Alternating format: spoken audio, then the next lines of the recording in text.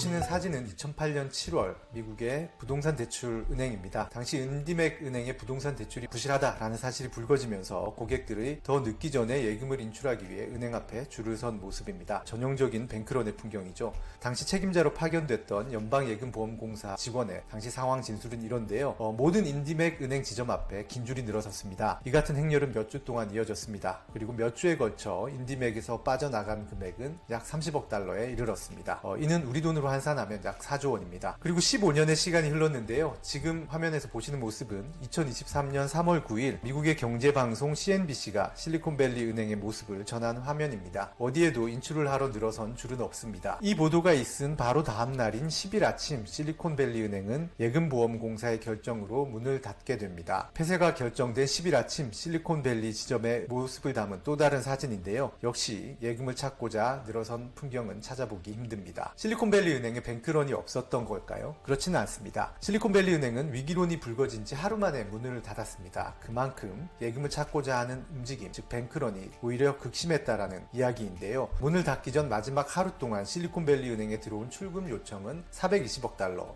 우리 돈으로 55조 4천억 원에 이르렀습니다. 2008년 인디맥의 붕괴 당시에는 몇 주에 걸쳐 4조 원이 나간 반면 2023년 실리콘밸리 은행의 붕괴 당시에는 단 하루 만에 55조 원이 빠져나간 것입니다. 인출을 위해 은행 앞에 늘어선 줄도 없었는데 말입니다. 은행 파산의 풍경은 이렇게 달라졌습니다. 바로 디지털 뱅킹 때문인데요. 과거에는 은행 창구의 직원이 얼마나 빨리 현금을 세는지 그리고 ATM에 얼마나 자주 돈을 채우는지에 따라 예금 유출의 속도가 결정이 됐습니다. 계좌를 해지하거나 거액을 옮기고 싶은 고객은 지점을 직접 방문해야 했고요. 그러나 이제는 내 계좌와 관련된 사실상 모든 활동을 모바일로 할 수가 있죠. 창구 직원의 현금 세는 속도 그리고 ATM의 관리 빈도는 더 이상 예금 출금 요청에 어떤 영향도 미치지 않습니다. 우리가 기억하는 가장 전형적인 뱅크런의 모습은 대공황 때 일어난 이미지일 텐데요. 시작은 1930년 12월 뱅크 오브 유나이티드 스테이츠라는 은행이었습니다. 한 지역 사업가가 이 은행의 브롱스 지점에서 은행 주식을 매도하려고 찾아갔는데요. 어떤 알 수 없는 이유로 거절당합니다. 이후 은행에 뭔가 문제가 있나 보다 라는 소문이 현지 미국인들을 중심으로 번집니다. 그리고 곧 뱅크 오브 유나이티드 스테이츠의 여러 지점에 현금 출금 행렬이 몰려듭니다. 이때 당시 풍경을 뉴욕타임즈가 이렇게 묘사를 했는데요. 군중은 이른 저녁에 2만 명에서 2만 5천 명에 이르렀다. 이들을 통제하려면 제복을 입은 기마경찰이 필요했다. 한 남자는 통장에서 2달러를 받기 위해 줄을 섰다. 2만 5천 명은 지금 현재도 블랙핑크 정도 되는 몇 안 되는 아이돌이 동원할 수 있는 공연 관객수로 아직 국내에 1만 5천 명 수용이 가능한 공연장도 없다는 점을 고려하면 당시 뱅크런의 규모가 어느 정도 컸는지 알 수 있는 대목입니다. 그리고 뱅크 오브 유나이티드 스테이츠의 실패는 이후 2년여에 걸쳐 여러 은행의 뱅크런으로 이어졌습니다. 이에 경제는 붕괴됐죠. 1929년 8월에 촉발된 경기 둔화는 애초 금융위기의 징후가 전혀 없었지만 한 은행이 붕괴하고 또 도미노 뱅크런을 막지 못하면서 대공황으로 이어졌습니다. 경제학자 밀턴 프리드먼은 뱅크 오브 유나이티드 스테이츠의 파산을 국가가 경험한 최악의 패닉이라고 칭했습니다. 이제 뱅크런의 풍경은 전자적인 패닉으로 바뀌었지만 그에 따른 충격은 1930년대와 다르지 않을 겁니다. 오히려 금융이 고도로 발달한 만큼 연쇄적인 뱅크런이 발생한다면 당시보다 패닉의 강도는 더 클 가능성도 배제하기 어렵습니다. 2023년 뱅크런은 모습을 바꿨을 뿐 아니라 이제 역사상 가장 빨라지고 가장 강력해졌습니다.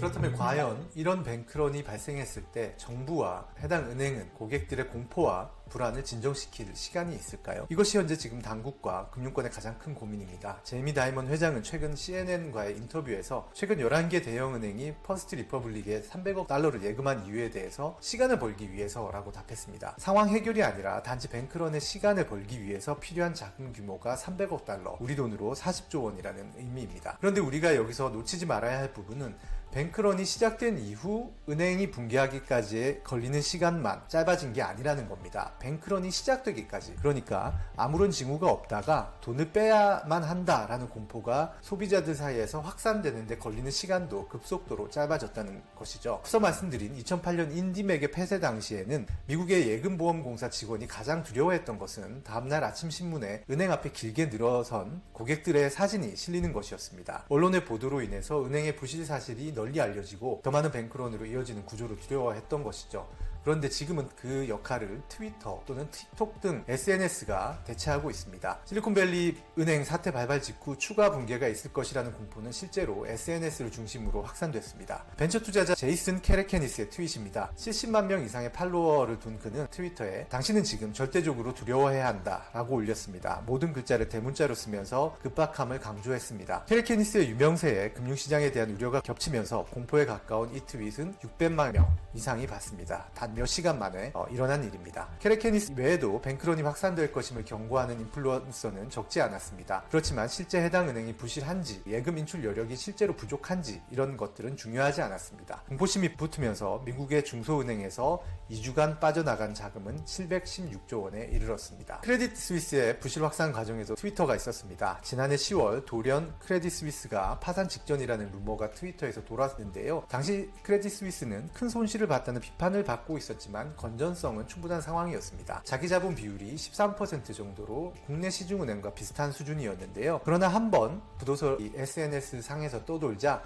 자금 인출이 잇따랐고 주가가 곤두박질 쳤습니다. 소문이 자기 실현적 예언이 돼서 실제 부도로 이어진 케이스인데요. 당시 혼란 이후 크레딧 스위스는 지난해 4분기 유럽을 통틀어서 가장 많은 인출이 몰린 은행이 됐습니다. 그리고 이번에 실리콘밸리 은행의 붕괴와 맞물려서 167년의 역사를 마무리해야 했죠. 당국은 SNS보다 빠르게 시장의 공포를 진정시킬 수 있을까요? 이에 대한 답을 찾지 못한다면 이번 위기는 반복될 수 있습니다. 이론상 이런 위기를 누군가 일부러 만들 수도 있겠죠. SNS에서 효과적으로 공포를 조장하는 데 성공한다면 당국이 손쓸 틈 없이 은행을 붕괴시키는 것이 가능하다는 이야기니까요. 이제 SNS는 적대 국가의 입장에서는 상대국의 금융 시스템을 공격하는 좋은 무기가 될 수도 있는 것입니다. 실제로 이번 실리콘밸리 은행의 붕괴 이후에 미국 정부와 의회의 움직임이 예사롭지 않습니다. 금융당국인 재무부가 분주한 것은 당연하겠죠. 그런데 미국 국방부까지 움직입니다. 국방부가 실리콘밸리 은행과 미국 국가안보의 관계를 검토하고 있고 이와 관련한 내부 이메일을 주고받았다라는 점이 확인되기도 했습니다. 의회에서는 금융 시스템을 관장하는 은행위원회가 사태 파악을 주도하고 있고요. 여기에 상원의 외교위원회 그리고 정보위원회 소속 의원들까지 분주한 분위기입니다. 사실 미국의 정치권에서는 그동안 중국이나 러시아 정부가 선전전에 SNS를 활용할 가능성을 꾸준히 지적했습니다. 중국 기업이 운영하는 틱톡을 미국 내에서 사용을 불허하자라는 정부의 방침도 국가 안보를 지키자라는 차원입니다. 다만 지금까지는 그 우려가 미국의 증시 또는 선거에 집중됐던 반면 이번 실리콘밸리 은행 붕괴 사태를 계기로 금융 시스템이 공격받을 수 있다라는 데까지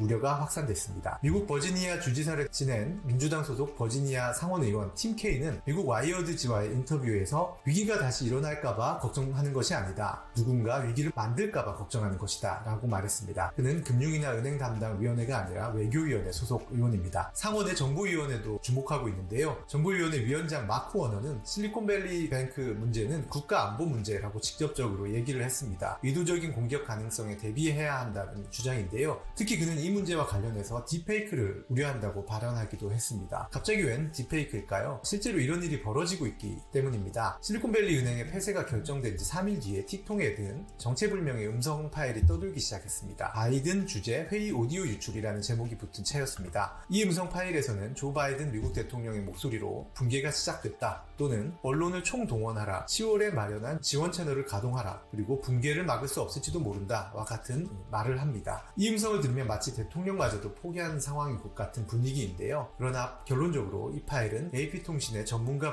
분석을 통해 AI가 만든 가짜 음성 파일로 판명됐습니다. 백악관에서도 가짜라고 부인을 했고요. 물론 누가 이런 영상을 만들었는지는 아직 밝혀지지 않았습니다. 왜 만들었는지도 알 수 없습니다. 다만 분명한 사실은 누군가가 금융 시스템을 주제로 공포를 조장하는 영상을 만들어서 돌린다라는 점은 실제한다라는 사실입니다. 달라진 은행의 붕괴의 풍경 그리고 디지털이 만든 변화의 결과물이지만 어쩌면 이번 실리콘밸리 은행의 붕괴는 세계의 금융과 경제 안보가 변화하는 전환점일 수도 있겠습니다.